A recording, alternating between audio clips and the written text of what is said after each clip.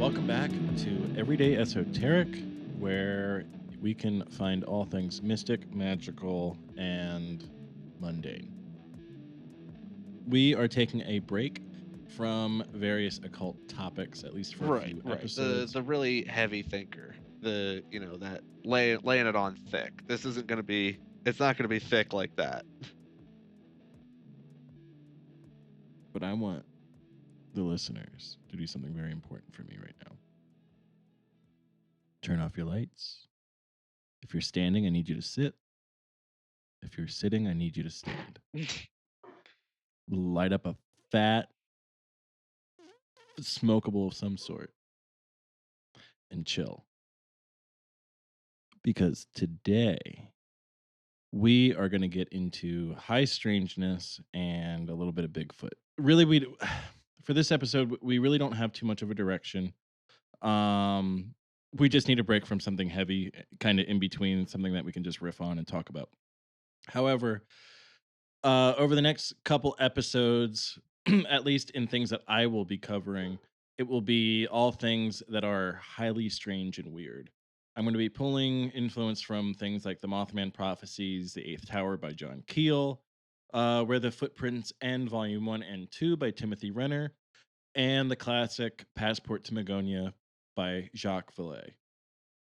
While our sources may not be limited to these books, because we're going to be pulling stuff probably from the Strange Familiars podcast, Last Podcast on the Left, the History Channel, maybe. But I'm name dropping these here to give most people a functional reading list that introduces the reader or Alex and myself to the things that might be just crawling and scuttling around out Let me there. tell you, if you want an introduction to what we're talking about, go find a cheap hotel and see if they've got the travel channel, assuming you don't have cable, because that will give you all the primer you need. It gives you a lot. It gives you enough to be dangerous with. So yeah, the primer. Um, yeah, And then I know but I'm cooking up a couple of things. I've got like a physics thing that I'm trying to work on and tackle how I want to go about starting with like talking about that. A computer topic, I just have to figure out where I want to start in terms of this to lay the groundwork. So that we can go and jump into obviously what our namesake suggests, which is the esoteric parts of those things. Um, as well as working on getting into some more interesting mathematical phenomena. So yeah, like I've been catching up on a lot of editing and we were covering some of the math stuff. No, it was when we were talking about kind of what we're doing over the next couple of weeks or months. Alex wanted to step in and do like a series on computers or computational things, which I think is great and it's amazing. But at some point, I'd like the two of us to work. Like we work on episodes together, but it's usually one of us does the research and presentation while the other one responds and kind of takes it in or has commentary. But I want us to work on one, kind of spearhead it together, because there was apparently a period in the late 70s or early 80s where they were just selling computers specifically made to like do astrology things. And I just found out that today, through Hamilton Morris of all people. But yeah, I think it'll be like a fun little dive down into something extremely niche. But I think it indicates how important that is to the like public consciousness or awareness when I think at the time word processors weren't even available.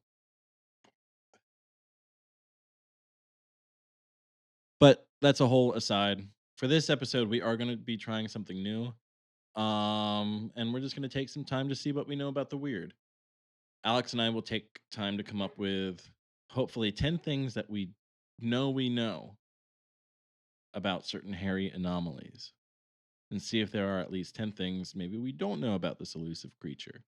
Actually, it's probably not going to be just confined to Bigfoot, but it's going to be weird things, weird entities. Uh High strangeness. Y'all aren't here for the morsels or scraps, you're here for the succulent scoop of goop. So let's get into it. Okay. I actually have like 10 questions that I had set up yeah, I see this. I see prior. the 10 questions. Yeah. I was not really sure exactly what I didn't know what would make for good, like, factoids for these 10, so I figured it would be something where, like, honestly, the questions that you have here may be better for just presenting and then talking through for however long and having the factoids kinda Yeah. just pop up. Yeah, that's kind of what I figured is it's just stuff to riff on. Oh, yeah. Again, it's very loosely structured today. It's just uh 10 talking points about strange things. Um so the first one, what do you think of when you hear the word Bigfoot? Like what's the first image or story that pops into your mind? I see the sort of I mean, the first thing that comes to mind is the iconic walking silhouette, and I'd say secondarily is then sassy, more or less. Yeah. Um, the iconic silhouette just is sort of like it's just burned into the back of my head when it comes to Bigfoot, you know? Uh, you can't really get any more associated to the Ubiquitous. Sasquatch than that, right? Um, Yeah. though, like, story-wise, I'm not sure that there's, like, a first story other than this generic one of, "Hey, they found some fucker covered in hair out in, the California wilds," or whatever, right? I have a Yeah. feeling that, like, maybe deep down in my memory, I had read a book about Bigfoot from a series of, like, paranormal actually, you know what? There were a series of cool, like, supernatural and paranormal books that they had had at the library when I was growing up, I think in, like, maybe elementary school, and one of them was for Bigfoot, and among the rest of them were things like aliens and, like, the Loch Ness Monster and everything, and they were only maybe, like, they were thinner than, like, my pinky finger as far as, like, the actual thickness because they were for kids, but it was, it was still a book about Sasquatch. Yeah. Yeah, I'm trying to think of what my first story would be because I agree that that kind of that gated walk with like the look over the shoulder. I mean, it's ripped right from the Patterson-Gimlin film, Right. which is for anybody who's unaware. Hope maybe if you're here, you Mhm. already know, but it's like the quintessential Bigfoot film, likely the first type of video evidence that we have. I guess if you want to call it evidence, because there's a lot of controversy surrounding There it isn't and controversy, they said it was th fake. there was and there still is. Well, there's controversy surrounding that then too, where I don't know. There's a lot of people who will claim that somebody was lying or maybe paid off or that those people were then making shit up. It's Right, that the it's it's this whole big old thing where nobody wants to believe the probably very mundane and likely true thing, which is that a couple of fuckers made a shitty movie with a suit and then let it ride because the money was there, and then later where they're just like, "Yeah, no, that ain't even a thing." And then nobody wants to yeah, believe at him some because 'cause it's been point, however long and there's been however much hubbub. yeah, I think that's I would love to cover it. I don't even care about the film itself. I do with the general interest in this, but I think kind of doing a deep dive in the like post 1970s or the modern era of that short clip would probably be fascinating. I came across it like a what is it like a stabilized version of that not that long ago, and it was fascinating because there's seemingly a lot more detail in the suit than you get when it's all shaky. But I get that it might just be artifacts of things from the stabilization process, especially if somebody tried to use AI or something to get everything situated. But what is clear, and or at least what I think is clear, is that the suit it has Bigfoot breasts, pendulous Bigfoot breasts. Very hard to miss. So it was clearly a female. But the thing that I did notice the last time I saw this video was that there was no butt crack. And is it because it's a suit? Is it because of the hair? Maybe because of like the low resolution at just the definition of the one cheek going into the other cheek wasn't there appropriately. But yeah, so maybe they just don't do. Maybe that's, like bears might shit in the woods, but Sasquatch does not. But I mean, the rest of obviously the rest of like the phenomena of Bigfoot, the humanoid hair man, right? The wild man story, or is like your one of your favorite things, the archetype of the sort of wild, unknowable, large, seemingly mysterious creature that lives in the woods is a long standing, human thing that we have. It's a Right. long standing human Yeah. story to tell. Yeah, there like I have seen discussion. I don't know if there's anything scholarly if you want to call that, but I've seen tangential connections through folklore of what we understand of as Sasquatch in modern times and connecting it to various stories almost like the Green Man of Arthurian legend or that in itself has deeper folklore. Um I had another example and I just lost it.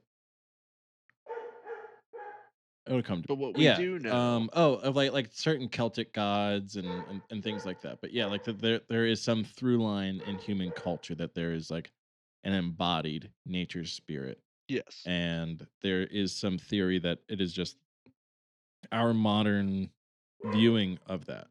And so It's like that's our brain is kind of mapping this to it. right. And so that's, I think, maybe number one for you viewer, what we know of Bigfoot, that his essence, what it is that makes up what he is, has existed through humanity for a while. Oh, so something I also wanted to bring up too is that for viewers who want a good overview, actually, um, of Bigfoot, would be there. It is. Um, there's this book that actually I took a class in college that was all about the supernatural, and I jokingly referred to it as Bigfoot class, but honestly, that's kind of what it turned out to be in a sense. And one of the main readings that we had was The Life and Times of a Legend, Bigfoot, by Joshua Blue Buse, Blubuhs. And it's this sort of comprehensive tale, starting with, wild men through history, referring to Yeti, Sasquatch, Bigfoot, and sort of what ABSMery, whatever that is exactly, which I'm trying to remember what that stands for. But either way, it's a good another good supplemental reading for Bigfoot related things. Yeah. I kind of going off of that, I have really been enjoying Timothy Renner's book on the topic, the two volumes. And one volume is like the folklore surrounding Sasquatch and Bigfoot and wild men in general, I guess. And then the other one is I guess quote unquote evidence. It's evidence that he has collected over the years, uh, doing research in Pennsylvania, but I think he also casts his net nationwide and gets much of that information in and gets it into the book. But one of the things that I love about his books, I keep wanting to call it a book because it's just two volumes, but um is it's very reminiscent if anybody's familiar with what is it called? The Passport to Magonia, the Jacques Vallée book. So in Passport to Magonia, Jacques Vallée makes the argument that a lot of Fey folklore is congruous with alien folklore. UFOs, aliens, little green men. And this book is considered like one of the handful of like quintessential reading things that you need to have to, I guess, to understand alien things. So where the footprint ends or footprints end, volume 1 and 2 is shaping up very much to be like the Sasquatch or Bigfoot version of Passport to Magonia, which is really cool. I don't think that there is any other book out there that quite does that. Which leads me to my next question. And we kind of touched it on it in the last question, but what do you think Bigfoot is? Uh, I think he's nothing. I don't think he's a thing at all. He's not real. In the sense of there's a physical one of these like guys that you've seen in the cartoons or in the movies, uh, traipsing around as whatever you see, like as a Bigfoot, right? Um, Right. is the wild man possibly real in a sense? I think obviously there was at one point, um, but at the same time, I think maybe the best thing that you could say to describe Bigfoot is to me is that he is simply that archetype, that reappearing uh, thing, that essence of the mysterious creature that lives in the woods, Yes. or I guess mysterious and uh, non non-threatening seeming, right?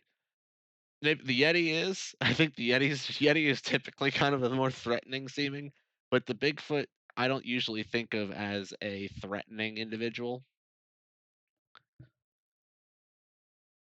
But So what about you? is it I'm torn because I've gone through parts of my life where I have thought of it as a real life biological creature. And I think in parts of the world that could have been a thing.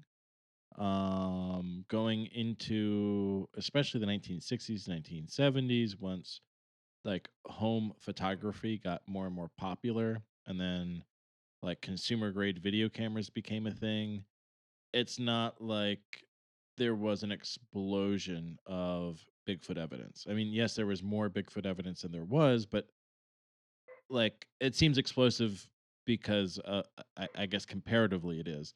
But it's not like people are taking selfies with Bigfoot since the I 1960s. mean, You know what I with like mean? the invention of trail cams, you think Exactly. at least Exactly. one, Especially now right? that At least one. right, How many goddamn deer do like a you see? verifiable. Yes.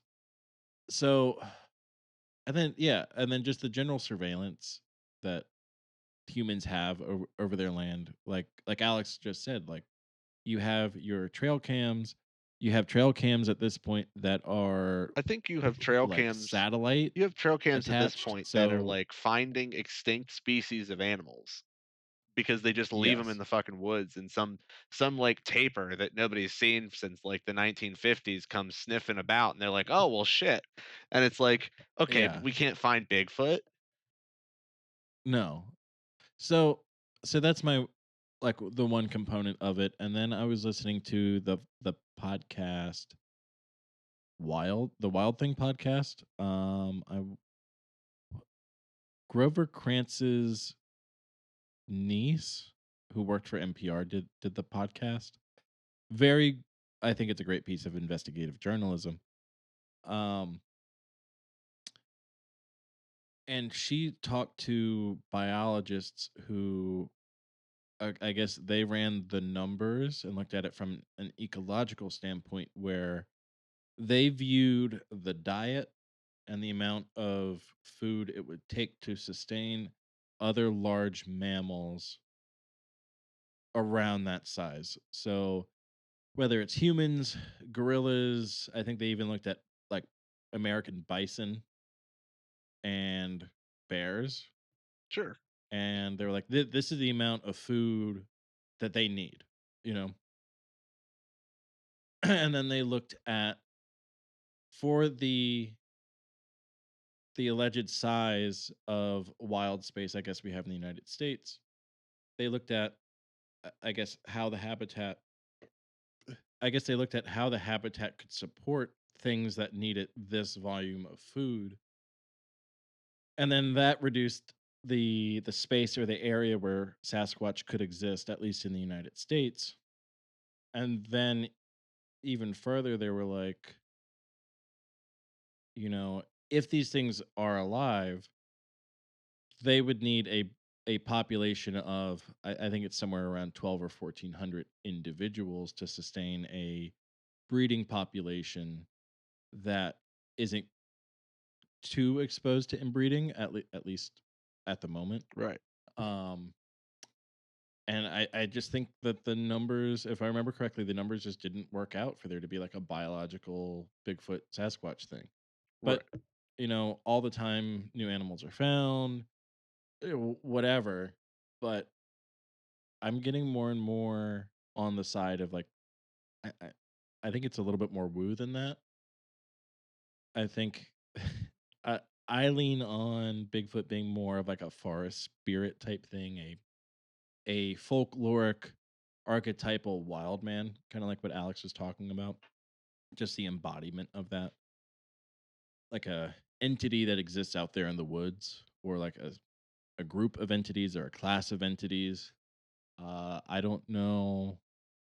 Like, there's some people who believe that they might be like interdimensional or that they might be alien, and that might be the case. That could explain, why they aren't that present.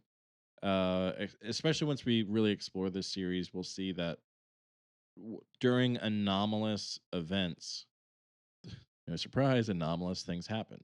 Like electronics stop working, um, GPSs, and just electric. Why am I having a hard time? Electronic equipment. There we go. Electronic equipment has like a hard time functioning around these things. So it's thought that there is some type of electromagnetic field associated with them. Something It's just interesting. leaning more and more towards like something, it's either highly derived and highly specialized organic biological creature, or it is, it, I don't think it's biological at all. Maybe not. I'm sure there's plenty of things that science has yet to explain. So, with that said, are you aware of any connection between Bigfoot and other anomalous encounters or weird phenomena? This might include aliens, orbs, portals, sounds, hauntings, whatever. And if you are, what do you think of these haunted happenings? Before I answer that, um, so I'd say at this point, what we think Bigfoot is as a second, we know that Oh, yes. number one is that Bigfoot is probably this deeply ingrained archetype in the human psyche, in the form of the wild man. What we think it is he's probably that. Um, but number two, what we do know. So one is the deeply ingrained archetype in terms of humanity, and that probably item number two, and you can say whether or not you agree with this, is that not a real biological entity, as has been made popular, right? He is not what if you turn on the TV or read a erotic fiction, is not how any of those things have portrayed him. Likely, Right. Like if it does exist, it's something that we are wholly unfamiliar and is alien to us. Or if it is biological, it's just from somewhere else and plays with different rules than other animals or physical things on this planet. right? Now to answer your question, or rather, to answer your question, am I aware of any connections between these things? No. What I am aware of is, as you already described, the playfulness of these events and like electronic devices and lost time and things in regards to things like aliens, weird plays on environmental stimulus, like when you experience a haunting and things get cold. I'm aware of those sort of relations, but was not particularly aware of any sort of interesting things that happen when experiencing a Bigfoot. Yeah. So apparently, according to Mr. Renner, there's a lot of and like I don't even think it's just Mr. Renner. I can't remember who co-wrote the book with him. Anyway, in Where the Footprints End, uh they really show you and make a case for, you know, if Bigfoot events happen inside of a household, like all the same type of malfunctions, weird sounds, knockings, things disappearing, things showing up, we would call that a poltergeist by any other name. What looking at it through the lens of folklore and just general understanding of, I guess, modern ghost science. But like, so yeah, there's seemingly some kind of connection between Sasquatch and poltergeist activity. And I'm not saying that one is the other, but what I am saying is that, like, yeah, just weird stuff does kind of happen in very much the same way. That, that seems Um, a little odd to me because I feel like there's it just doesn't seem very characteristic of a generic wild man to have what is more or less associated to that of the things that happen for hauntings and abductions. Like, I suppose again, because I think of the Bigfoot, a Bigfoot or a Sasquatch is a more like a less threatening kind of an anomaly to occur to you, as one might consider it. That I guess I wouldn't see those types of other sort of weird things happening at the time. I, I kind of view, or for the longest time, I viewed Bigfoot as like this standalone thing. Where if there was anything that was likely to be real out of the paranormal or like whatever, it's probably Bigfoot. It's either probably Bigfoot or probably aliens. If we're talking about like biological things. Right. Um, so I really don't associate it with the other things, but like uh like John Keel and Renner both really make a case that a lot of the phenomena, the high strange phenomena, kind of happens all together all at once in events that are called flaps. So, like, you might have a lot of UFO activity just before or right after a bunch of Sasquatch sightings, which is fascinating. It's weird.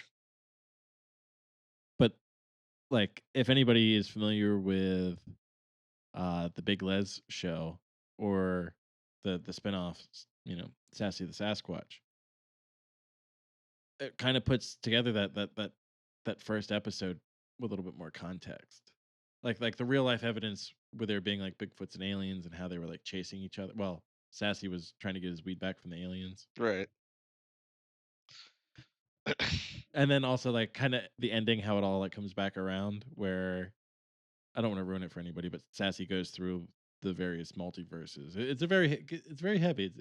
It's actually very on brand for this show that we're doing. Um, but yeah, Sassy may have just chased the aliens through this reality. Right. Yeah. So, But thinking about yeah, this here that more, aside, what's our third thing that we can say definitively about Bigfoot? I would say,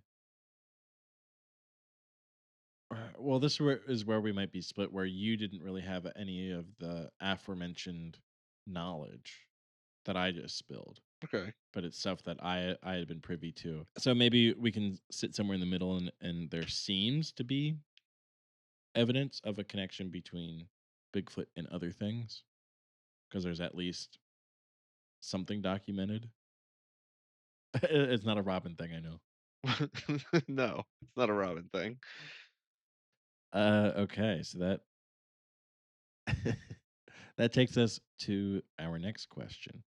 If a location is a known hotspot for the weird, why is it a hotspot for the weird? Just in general, because it kinda seems like this one doesn't necessarily have anything to do with Bigfoot particularly, it really just depends on any sort of weird thing that can happen.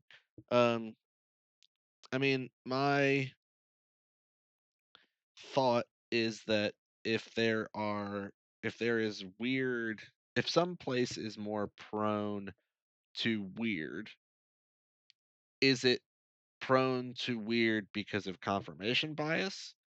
Or is it prone to weird because of other measurable phenomena that you can find, right?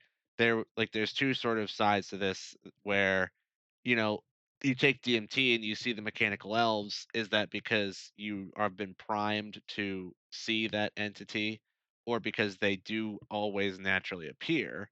And so you show up to a haunted house, and because you've been informed that the house is haunted, are now hyper aware of all these different, normal things, or your brain is ready to invent something when it comes to these places. Or is there some measurable quality to this place? Like, is the electromagnetic, general stasis of it not normal? Is there something going on with the different pressures in the air that causes some sort of different thing?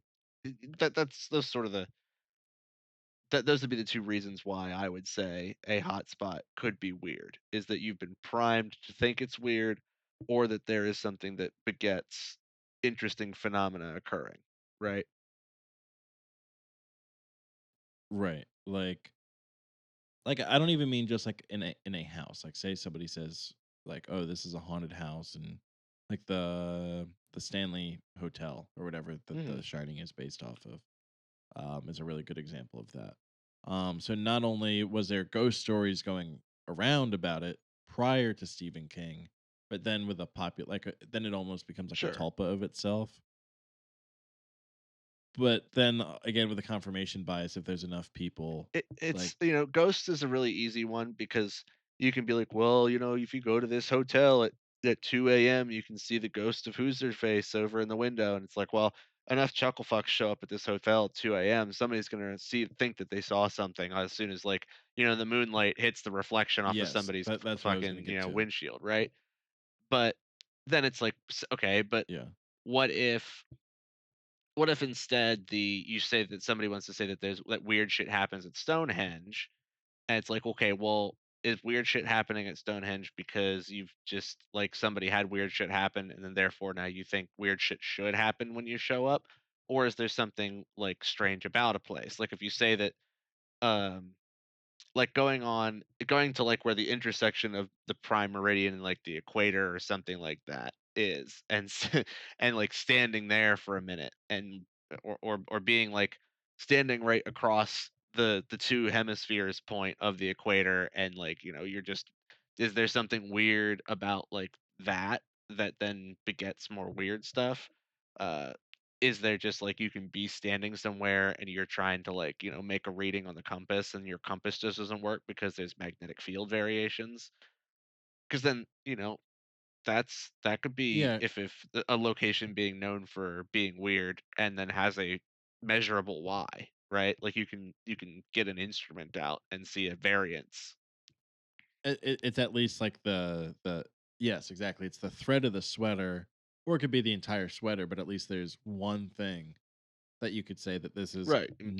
There's like non-typical a weird amount of of a radiation on location. the ground. There's like the magnetic field is fucked up here. For some reason, the pressure readings don't make sense. Temperatures are odd here for some reason. I can't really think of too many other like qualities of a place that you could like measure else that may have any sort of meanings. But like, you know, So, I can use two examples. One of them being um the Skinwalker Ranch. mhm, Very kind of ubiquitous and well known as like there's just weird things that happen in and around this location to the point where allegedly the government has stepped in and investigated it. And there's a whole lore and mythos surrounding that. But then if you look at we're both from Pennsylvania, so this is why it's going to be relatable. Um that mountain range that goes from just west of Harrisburg all the way out through like Gettysburg, like where we were camping. The what Me forest was was it that? Misho? Yeah, the Michaud State Forest. I can't remember what that ridge line is that runs through the forest. Um,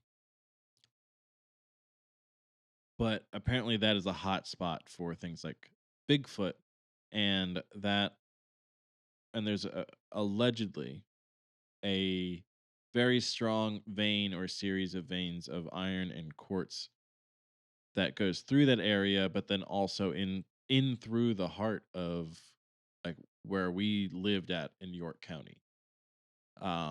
And then of course York, Pennsylvania has tons of history and whatnot. And that's not even getting into the Gettysburg stuff, but you have like the Ray Myers Hollow, you do have a lot of just smaller little ghost stories, and then the town of Columbia, Pennsylvania, uh, has a lot of UFO sightings, and the um, what is that Chickies Rock that's just Mm, north of the I town wonder if that one doesn't have anything also to do with has drugs.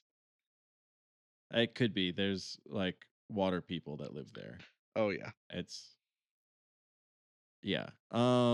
So it could be that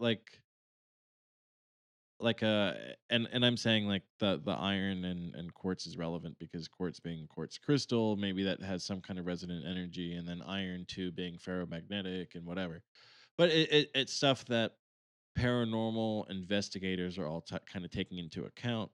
Also, the geography, they're trying to pull in other aspects of science to the best of their ability, not necessarily trying to justify, but to investigate what kind of connection there might be. Right. And then there's the whole nonsense with ley lines. And I don't, when somebody says like, "Yeah, this is on a ley line," I don't know what the fuck that means.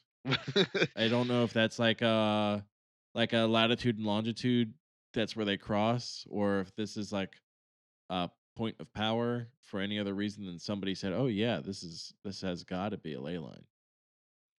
You know, Yeah, I don't know anything about that myself. Again, I live in a world of measurability, so it's like if there's some measurable quality that's different about some particular place than another, then I'd be like, okay, we can call that a ley line if you want to, because clearly there's something different going on. But that's probably something that we should investigate and try to get an understanding of as we go into this because um I think ley lines come up a lot when we get into this pseudoscience stuff. And I don't know what it means. And I don't think these other people know what it means. I think there's a point where people are just parroting. yeah, you gotta talk the talk and walk the walk if you want to, walk with the big boys. So, does that give us an answer for question number 4? If a location is a known hotspot for the weird, why? I mean, like I said, to me, you either can measure something different about it versus somewhere else, or it's confirmation bias. Um, Right. Now, when I Like say outside. measure Yeah. too, I do mean like I will say that there's a like the confirmation bias is mostly just applied to the thrill seekers and the people who go and check out a thing for the sake of going and seeing a thing. When I measurability, I think I also do lend to the prospect of an experience and testimonial.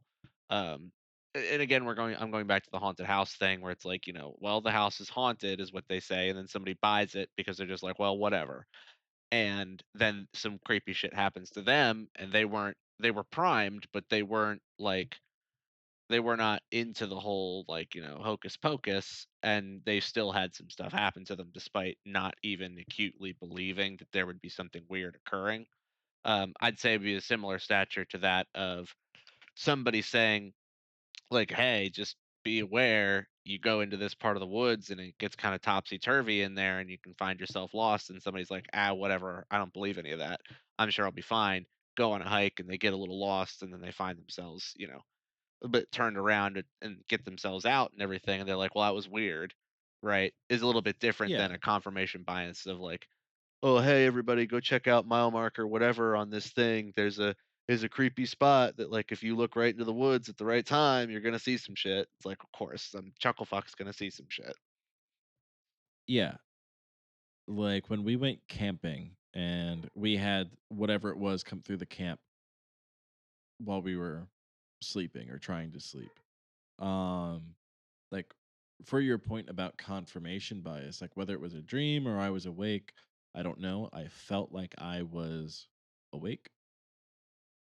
We both heard something moving through the campsite, Yeah.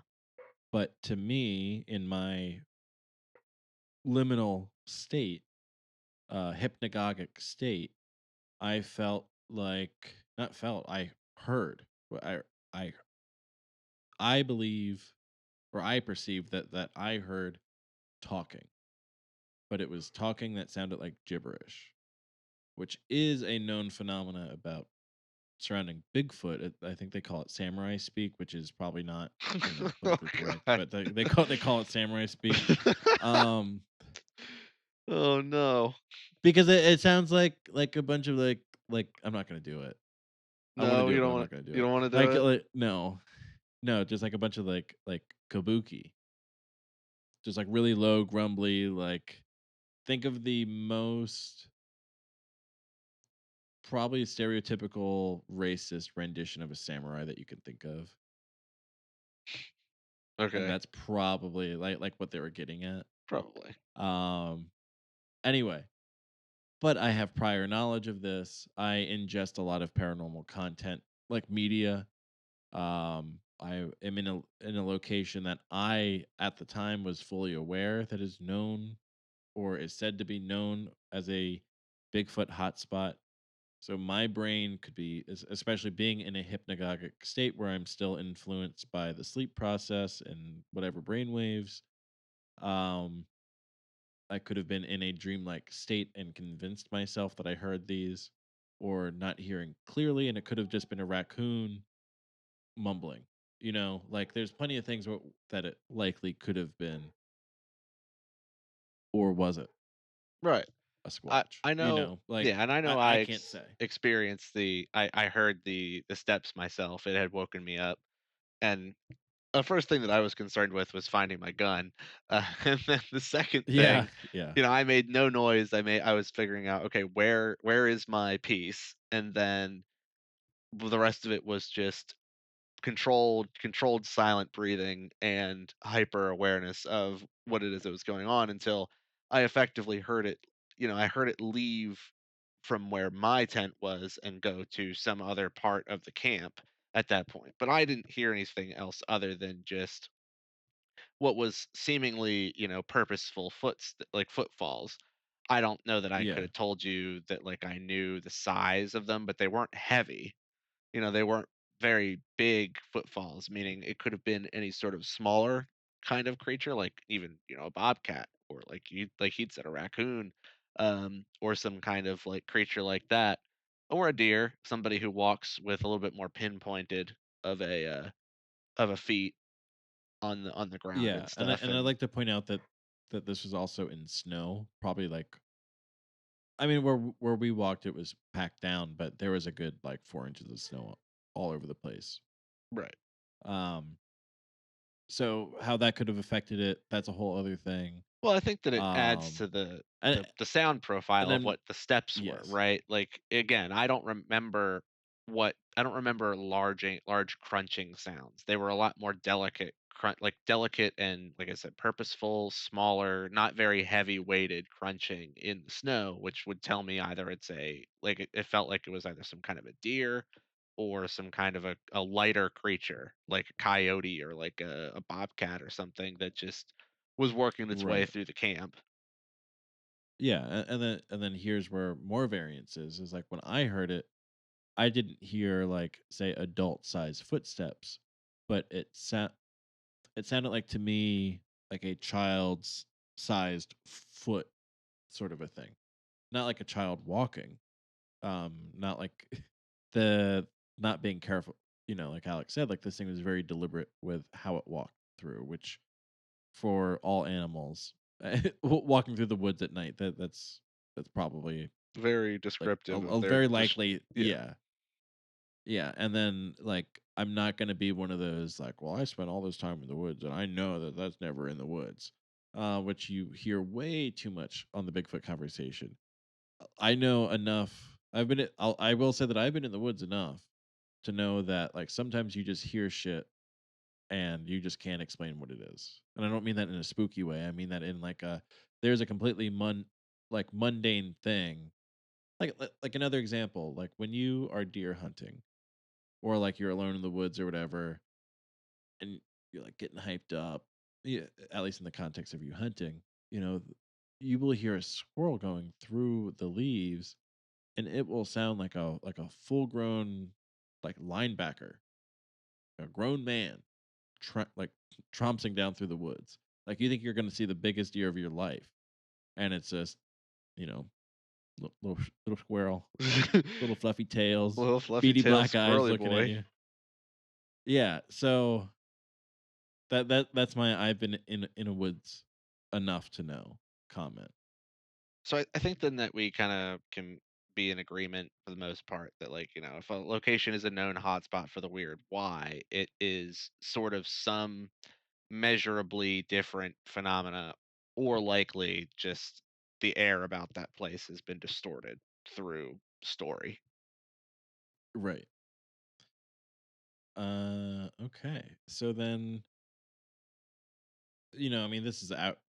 We just had our quote unquote eyewitness accounts, more or less. But would you trust an eyewitness account? Why or why not? Nope. The brain fucking sucks at remembering things and details no matter what it is. It doesn't matter. Like, Yeah. just listener, go take a single 100 level college course in psychology, and you will understand quite clearly why eyewitness testimony should not be considered evidence at all, because the brain loves to fill in the blanks. It loves to make shit up. It hates to be wrong. It doesn't want to be wrong. And it will find details and create details wherever it can to make sure that the driver of your meat suit has is just nice and content. it that is what the little guy driving everything else in there is trying to do. It's like, ah, fuck, I don't know what goddamn color his shirt was. It's blue. It's blue. It was a blue shirt. Yeah. He had a That's Knicks his feeling. jersey Yeah. on, he was getting a hoagie and his name was Ted. And all of these details are wrong. But you are desperately trying to answer a question, and you're trying to appeal to an authoritative figure who wants an answer.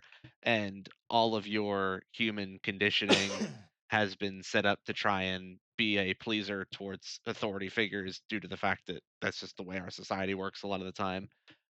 And eyewitness testimony is bullshit. it's there are Yeah. times when it isn't. Like, obviously, people are not trying to lie. Like, you're not that's not your Are you goal in victim life. blaming Yeah. Bigfoot witnesses? Yeah, I am. Okay. I'm just making No. sure that we're on the same No, page. I'll double down on that. I am victim blaming Bigfoot witnesses right now. And it's just, again, take a 100 level psychology class in college, and you will learn just how poorly the brain does at remembering details, especially in, like, difficult and fast-paced events.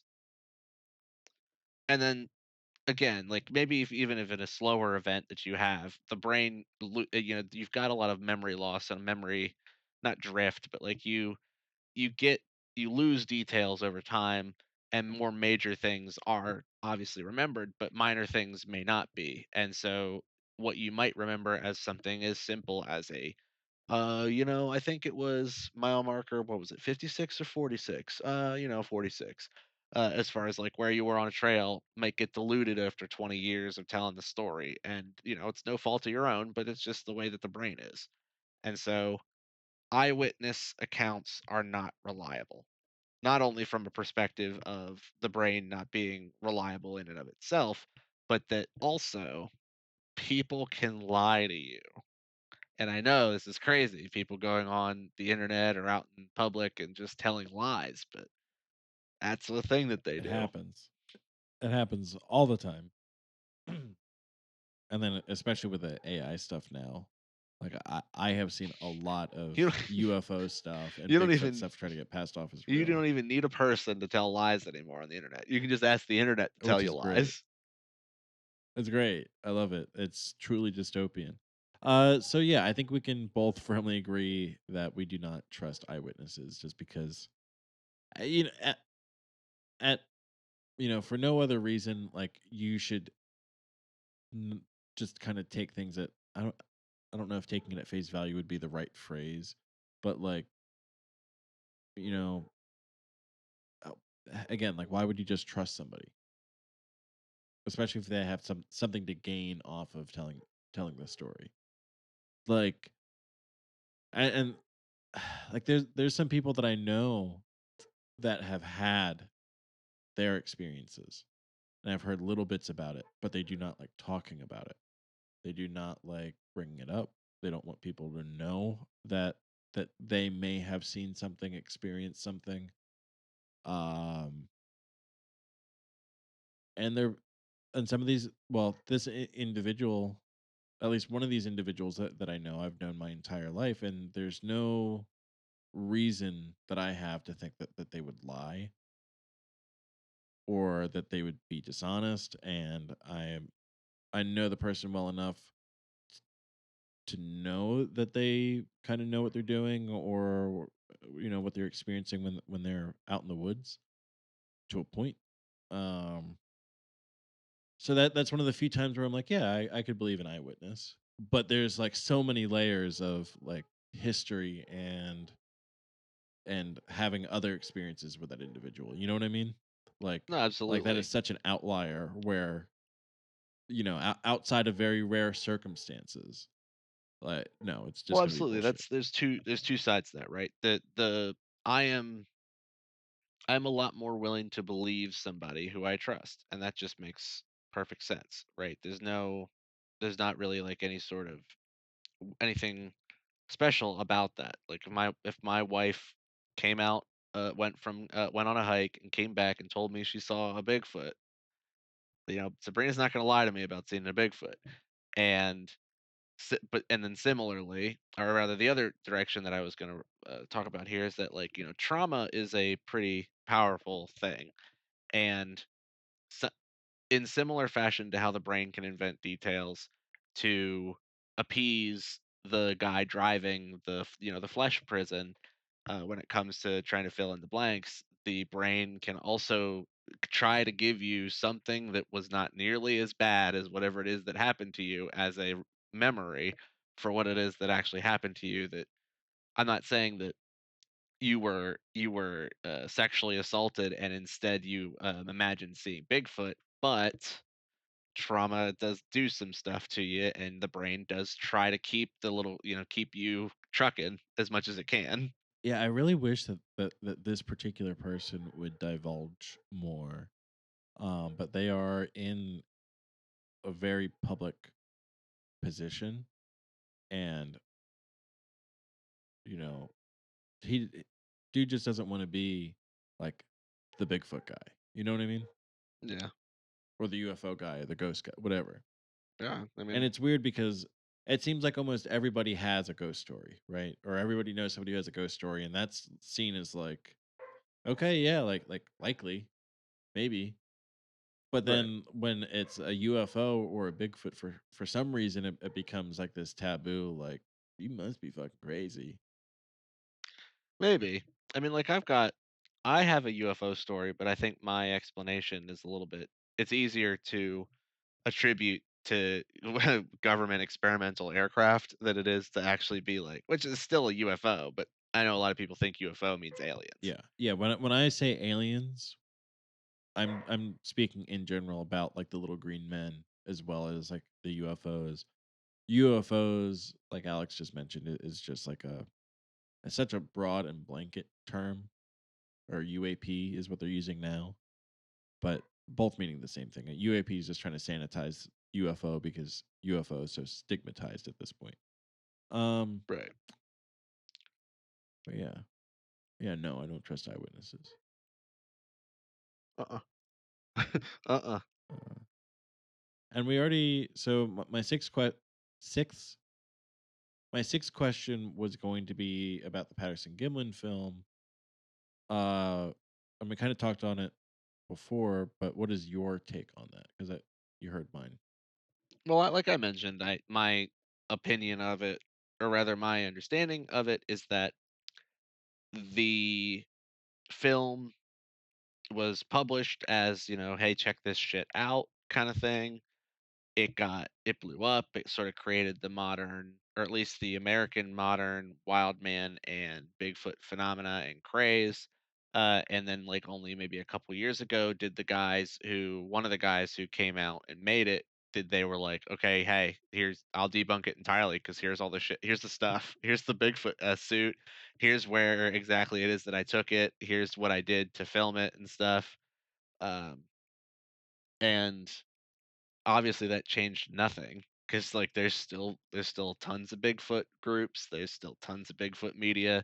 Nobody's going to stop publishing Bigfoot books. We're doing a Bigfoot podcast, and the guy's provably not even real from a perspective that Martin already talked about, ecologically speaking.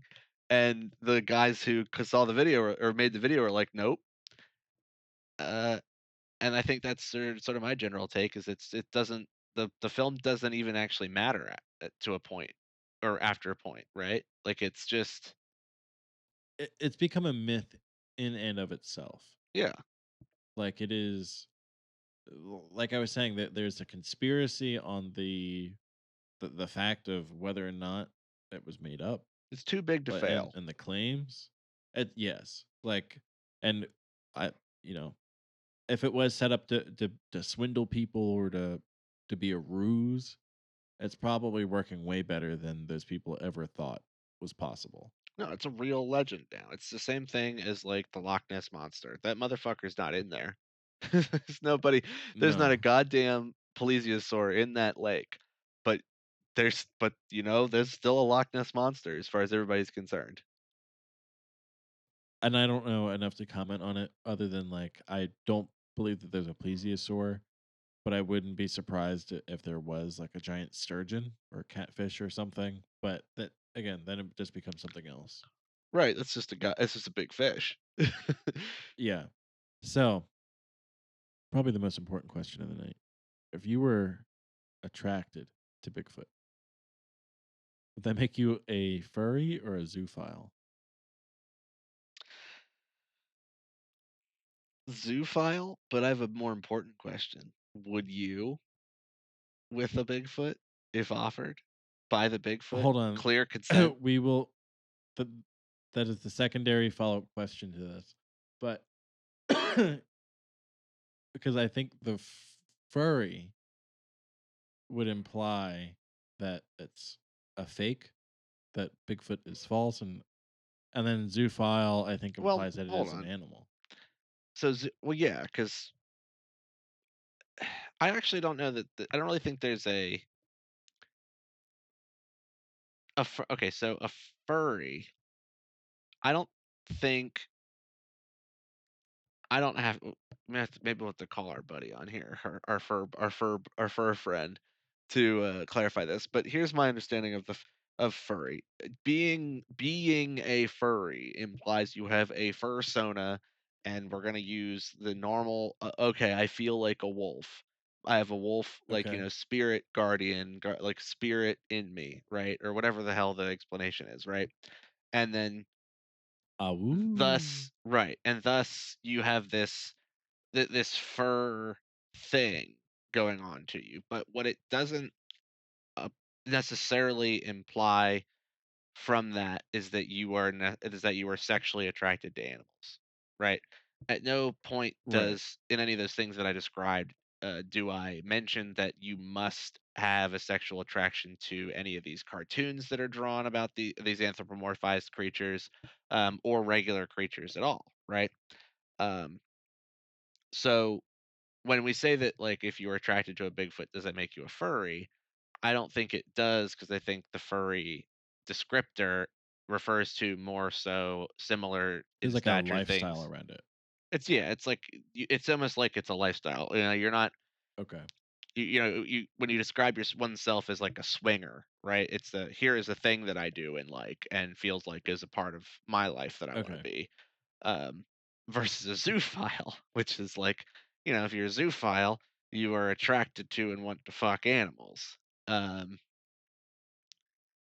and those are two very different things, but then you have to then analyze, well, what is Bigfoot? Let's say assume Bigfoot is real, right? We'll make an initial assumption so we can try and explore the question that we're trying to do here. So say Bigfoot is real, it is in front of you. We're gonna say it's the normal Bigfoot from the Gimlin film. Yes, the Lord of the Rings, Bigfoot from Lord Yeah. of the Rings. Um, Yeah.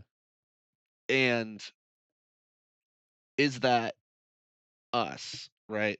Is that sort of Right. human? It's not a human because the idea here is that to be a Bigfoot is to sort of be an entirely different creature as it is, right?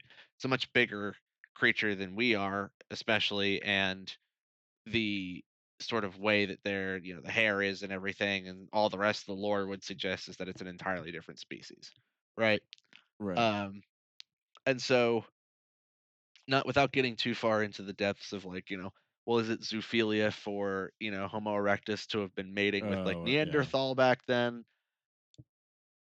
I would say that I it's think that's kind of probably zoophilia to have sex with the Bigfoot, similar in stature to it would be zoophilia to have sex with a monkey.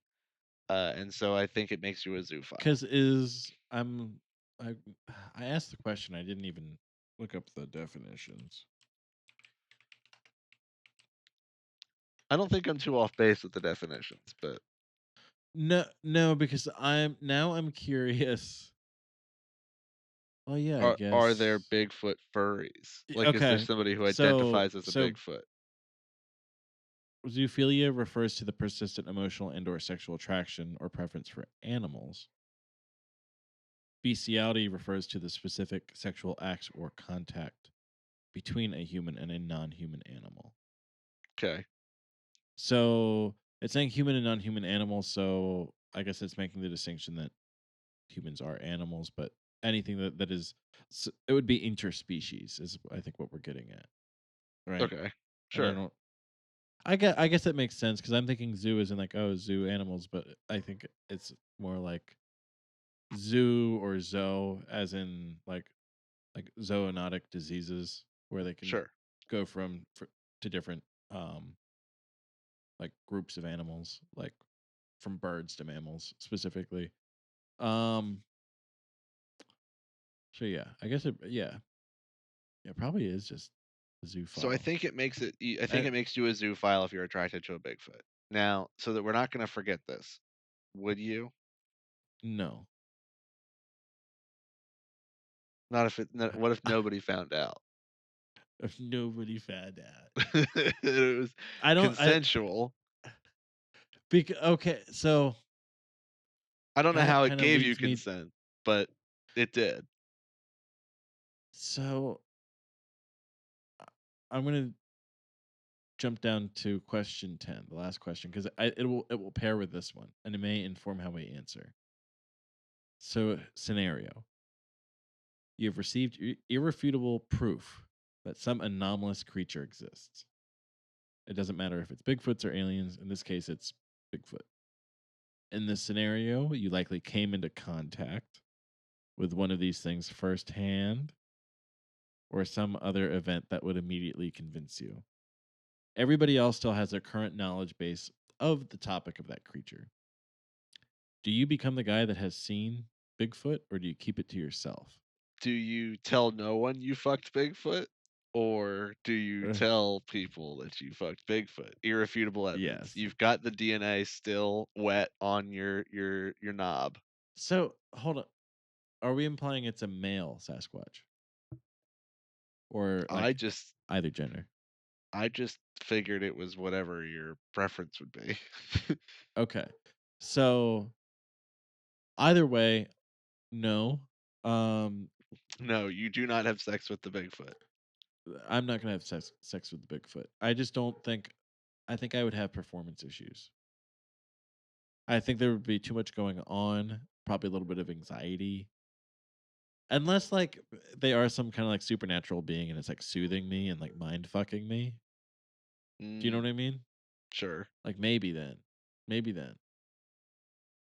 Fuck this Sasquatch pussy and get your wishes 3. Yeah. It's like, well, Yeah. wishes. Can I wish for more wishes? But And like nobody do you I would say keep it to nobody, yourself or do but you tell anybody? And then, you know, 100% you'd be the first person I tell. okay. That Not doesn't not mean. not that I'm somebody who kisses and tells, but when I do cool shit, I'm gonna want to tell my best friend. But the fact is, I don't know if I could believe that. Like, I think there's part of me that would be like, Going back to "Oh, the yeah, no, eyewitness Martin, for thing. sure, Yeah. yeah." Like, definitely, Yeah. like, "No, I'm right there with you," and then I go and I tell Sabrina, like, "I don't think that happened. I don't think. I don't think it happened. I can't See, rightly say it didn't, but all right. So what about you? Are you getting am I getting in taken them down or hair cheeks?" yeah. I don't think I could handle the hair cheeks. They'd have to be No. very convincing, uh If if it's not shaved for evidence. They have you. to be very convincing, reasoning, or the word what is the word? They need to be reasonable, incentive to do so, right? Yes. Especially because, especially too, if I'm able to get the irrefutable evidence again, whatever that happens to be, I have to explain how I got it, Yes. right? So the incentive has to be good enough for that to outweigh the shame. But again, do you want to become the person that got to experience Bigfoot?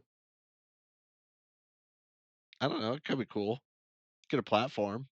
I could go and spout my But do you ideas. think you would be well, maybe not in the year of our Lord 2026, but like you're not afraid of being like ostracized for being like now every time you go to work or go to a party, it's like that's the guy that fucked Bigfoot or saw Bigfoot.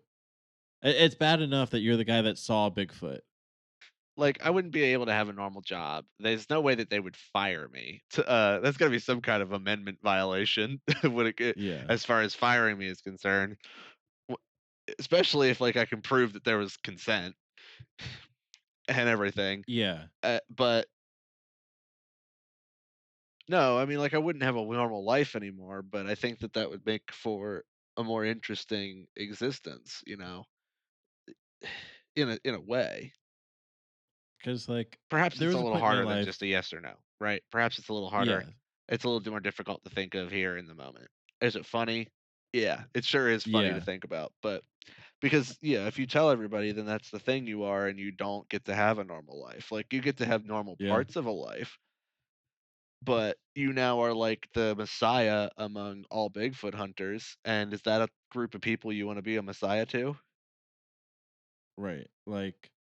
Like if that were to happen now, when it wouldn't because I'm not willing to cheat on my spouse with anybody, let alone another, creature.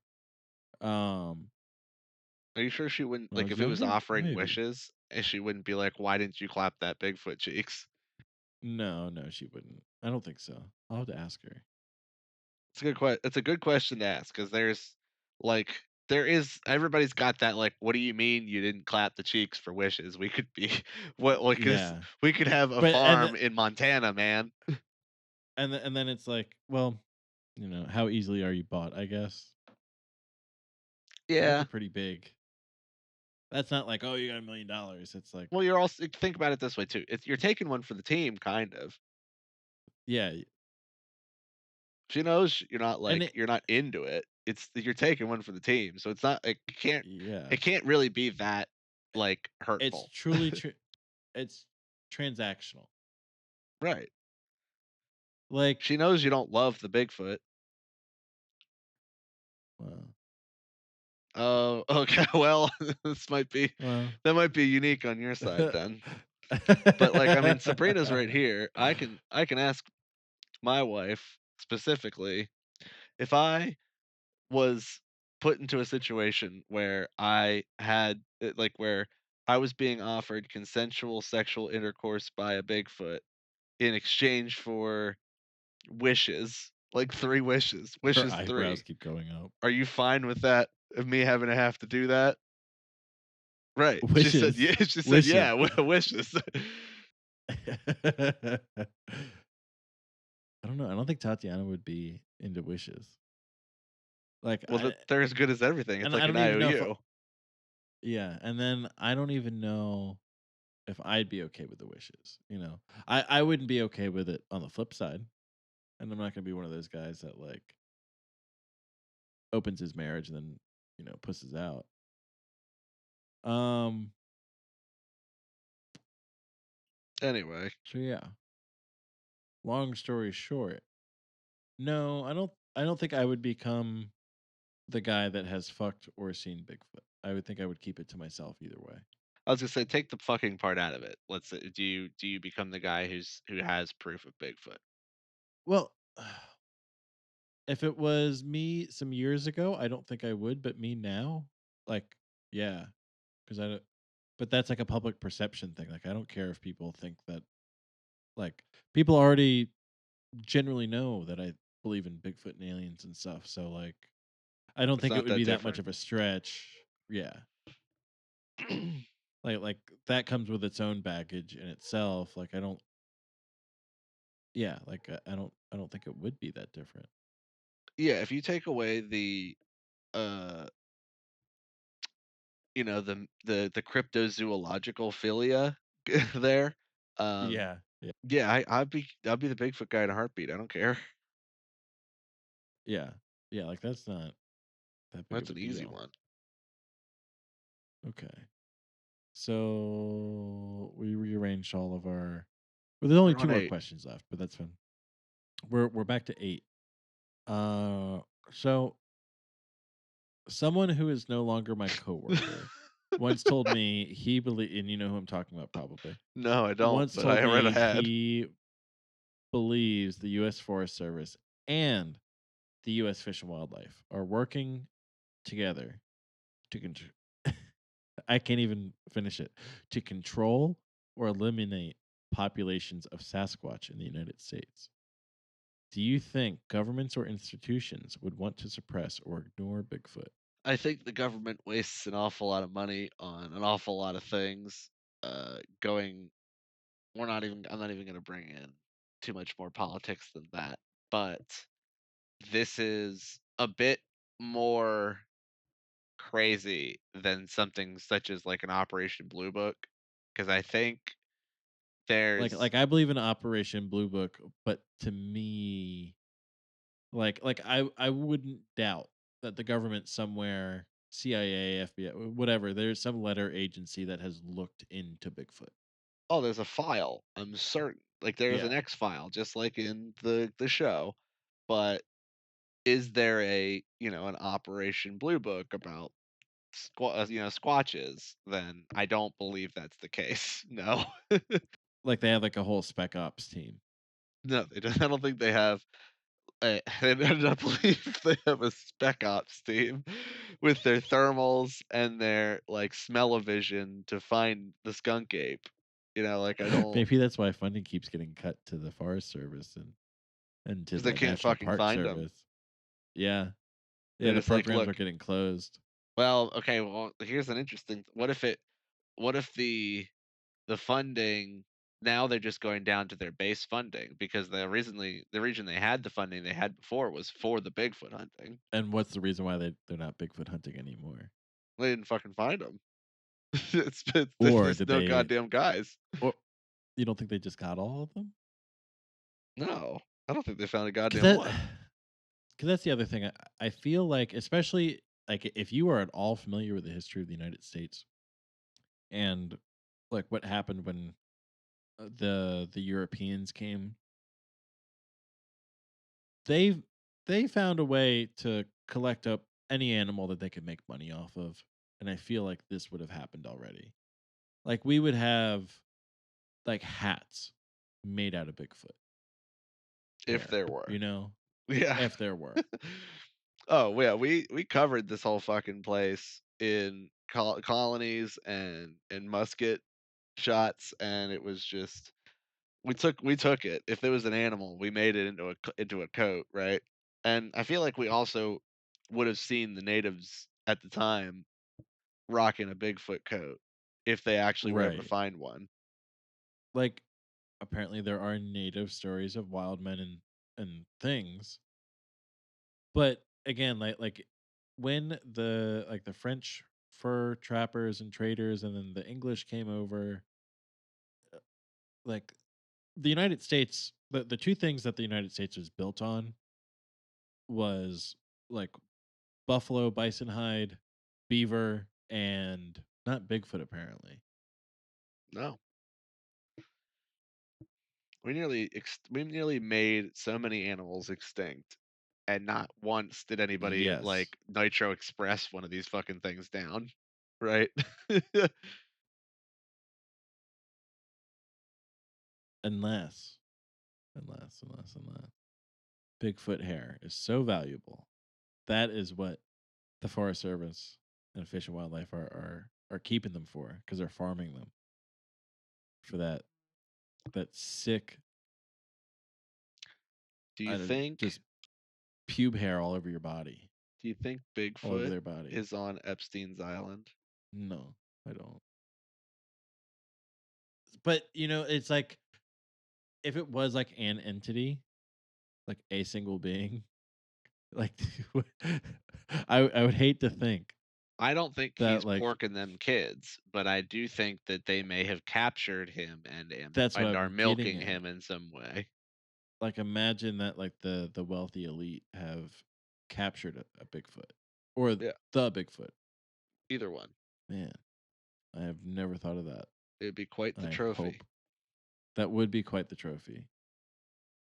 And then, especially if it's, like, immortal, you get to hunt it and then nurse it back to health and then hunt it or fuck it, I guess.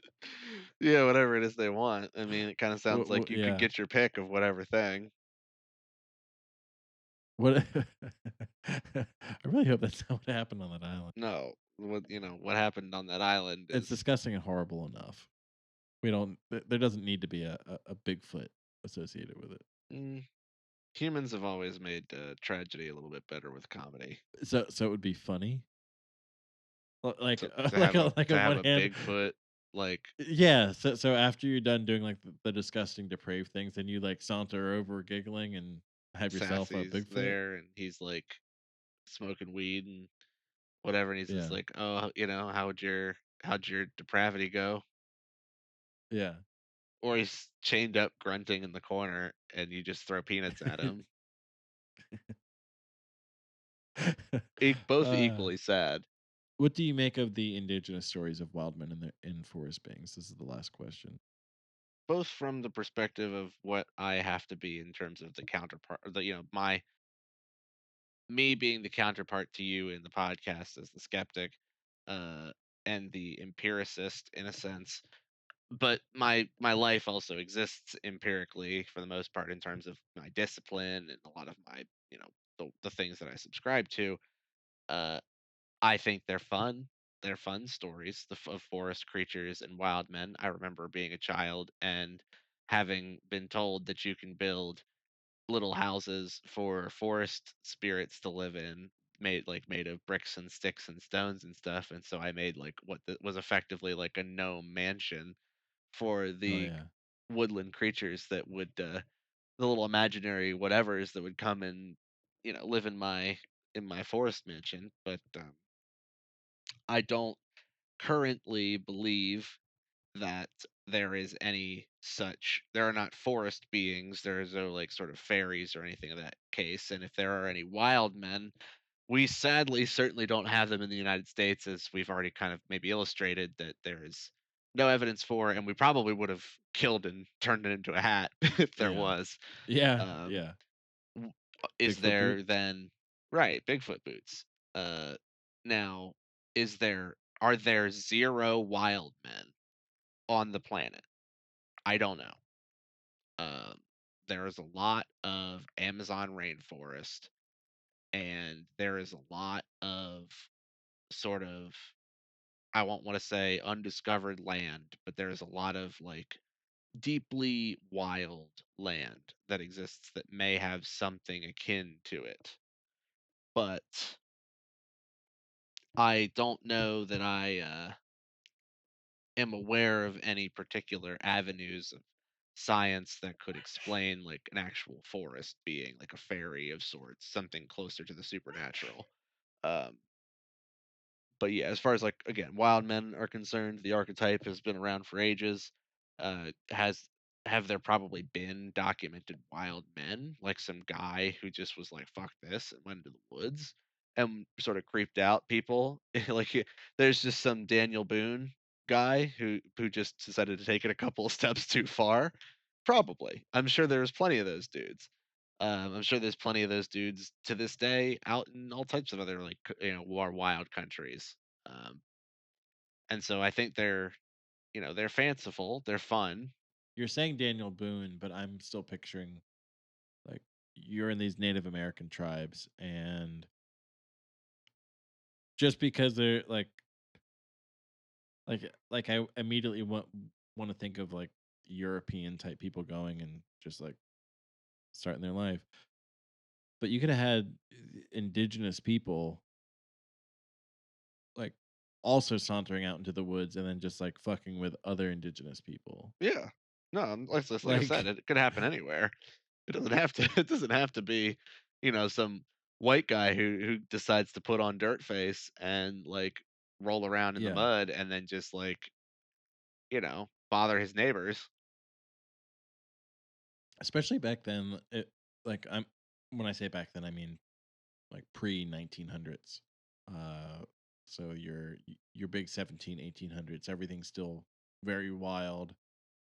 Just imagine with the imaginations that they had back then, like how little effort you would have to put into like a Bigfoot cosplay to scare All them. you have to do is just put on your various furs that you hunted in some like amalgamation and just go traipsing through the woods at night Yeah. when like some kids have been playing around for too much and you just start grumbling at them in tongues, and you've now permanently scarred these children for the rest of their lives, and they have told tall tales to everybody else, and you've made a legend of yourself. Like, it's pretty easy. So one thing I would like to cover, and I just need to do more research on it.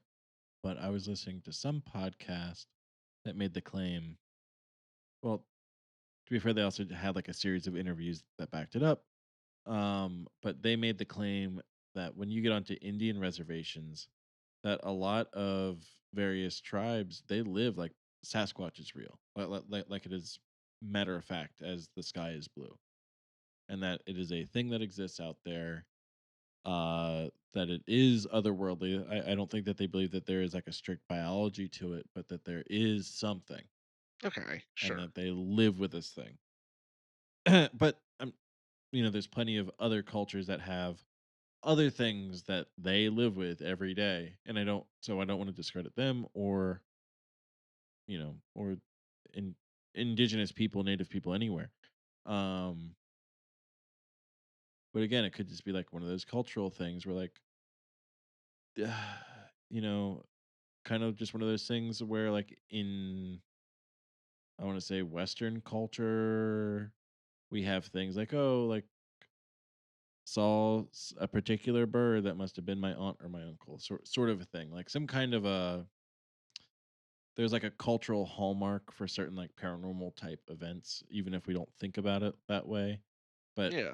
Like whenever I turn on my Nintendo Switch and I think about how my dad's going to work at some point or whatever our joke is.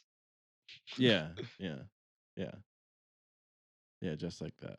So at least for me, I guess what do I make of the stories is that I think that there's probably a nugget of truth in there. I just don't know what it is, Sure.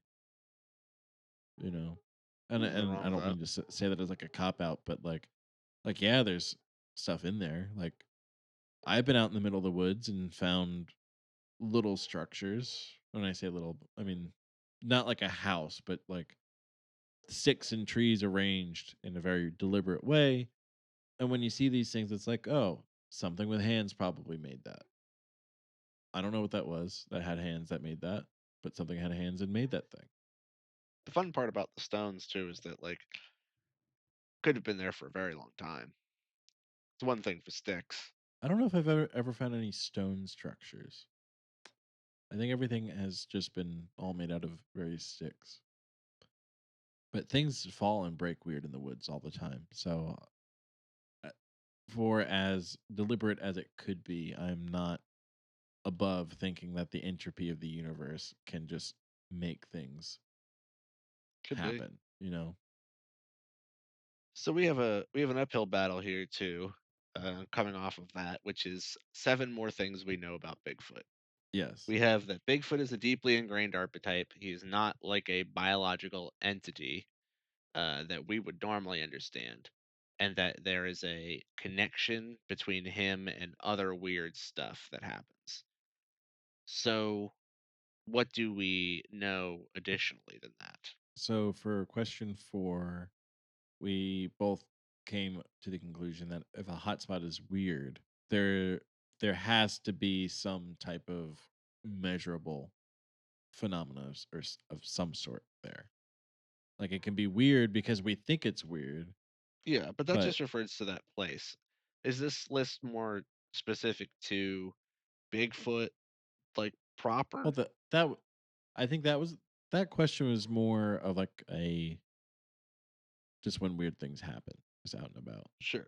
'Cause if you take into account Bigfoot, then especially if you're coming from it from like a biological paradigm, then it's like, okay, well, what is the food like? What is the water like? What is the habitat like? Like you would think about it as you would any other kind of animal. Sure. I guess what I'm just trying to say is like is this a factoid list or is it just like This things no, this list is like us just trying to get an understanding of where we're at with our knowledge base and kind of what we know, and then we can do like as we dive into Bigfoot and high strange things, we can kind of refer back to it and be like, oh yeah, like my opinion on this has changed, or okay, sure. Um then okay. So then going back to this, I mean to summarize what I believe we had our discussion of in regards to number 4, if a location is a known hotspot for the weird, it usually relies on some sort of confirmation bias or a measurable difference variance. Do we trust eyewitness accounts? No. Solid fuck no. no, no. We do not. Um, I think the my take on the film originally was that like it is that I would I would say that it doesn't matter, and because it's a meme that some people might get if they were in the Dark Souls 1 community in PvP is that because the legend never dies. Yeah, it's just like I had said, it is the mythology of it itself is almost as big as the subject of the film. So between those two things, like you said, it's too big to die, too big to fail. Right. Um, I think we've settled on it being Zoophile, zoophilic zoophilic, to be yes, attracted to the cryptozoophilic. Bigfoot. Yeah, no, specifically that's actually we've created a new word here. Although it's suggesting with there not being a there being no as I'm typing this, there's no spell check going on that is a word. That is a real word Merriam-Webster may have. So that's fun. We're not the first people to have thought of that. I'm Um, glad. I'm glad that it does didn't come out of our is there a conspiracy by the various public lands management agencies to suppress or control or eliminate Bigfoot populations? I think we settled on no, but maybe yes in a way. Like, it has probably been investigated, but there's likely not like a real they're not really Right. actually putting any attention to into Bigfoot. As far as for indigenous stories of wild men and forest beings, um, I appreciate them for what they are, but I know that they are, fantasy in terms of their general isness of themselves. But that kinda goes back to the eyewitness thing though, where, like, yeah, there is probably a nugget of truth in there, but, like, you can't trust it at the same time. You can't trust what's wrapped around that nugget of truth. Well, yeah. So, what I have here, fantasy in the general isness, but but that fantasy is still derived from some type of truth. What that truth Yeah. is, sort of Yeah, I to be think that's determined fair. or a little indeterminate. And then our scenario, um, I'm gonna just put down that we would be the Bigfoot guy. We would be the Bigfoot guy. I think that's fair and safe to say. Absolutely. But now if we have a verifiable Bigfoot experience, now we have to have an experience so that we can revisit this question and be like, "Are we gonna tell anybody?" I th- well, I think the more important thing is what constitutes irrefutable proof, and I think that's a very large burden. Yeah, because to me, what like I saw it, I felt it, I smelled it, whatever. Like I have used my senses to perceive this thing. Yeah. Might not be enough for you, Well, where it's you're not gonna even be enough like, for us because number right, 5, right? That does an yeah, eyewitness account. Like, does that, do you trust that? No, we don't. We are people that understand that if some guy comes wandering out of the woods, pants around his ankles or not, and tells me he just had an encounter with Bigfoot, I'm gonna be like, okay, do you have anything between like a DNA sample to hair to fluids to pictures?